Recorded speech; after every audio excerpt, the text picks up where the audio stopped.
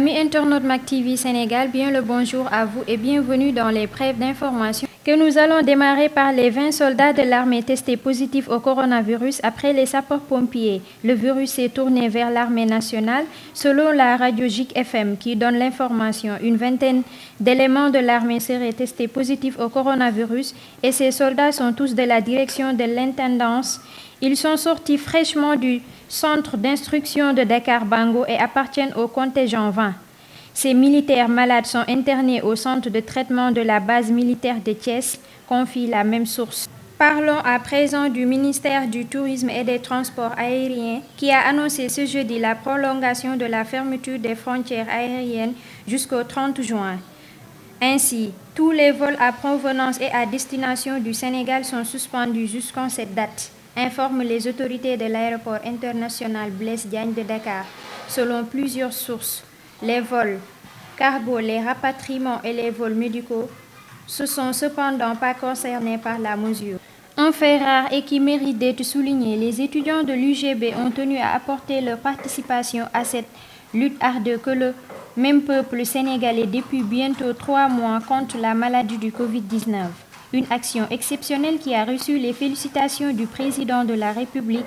Le gouvernement aurait même souhaité que vous fassiez des actions à la base en achetant des vivres pour les couches vulnérables. Mais ce geste est très symbolique. Cette somme de 5 millions sera remise au ministère du Budget et des Finances. Chacun de vous a montré une détermination individuelle à participer, a déclaré Cheikh Omar Anne, le ministre de l'Enseignement supérieur qui a présidé la cérémonie de remise qui s'est tenue ce 28 mai à la sphère ministérielle de Diamniadio, nous informe Dakaractu. Sport, la CAF s'est réunie ce jeudi 28 mai 2020. Par la visioconférence, le comité d'urgence de la CAF a approuvé la distribution immédiate de subventions financières aux associations membres pour soutenir la gestion locale du football frappé de plein fouet par la pandémie de Covid-19. Selon Sénéweb, une somme globale de 10,8 millions sera transférée aux 54 associations membres du continent. Dans le cadre d'un plan de secours destiné à alléger le fardeau financier de la communauté du football africain à ces temps sans précédent, ce qui fait une somme de 200 millions de dollars pour chaque association membre. Ainsi, la Fédération sénégalaise de football recevra 118 millions de francs CFA de la CAF. Enfin, nous allons terminer par la situation du Covid-19 de ce vendredi 29 mai 2020. Sur 1236 tests réalisés, 81 sont revenus positifs, soit un taux de positivité de 6,5%.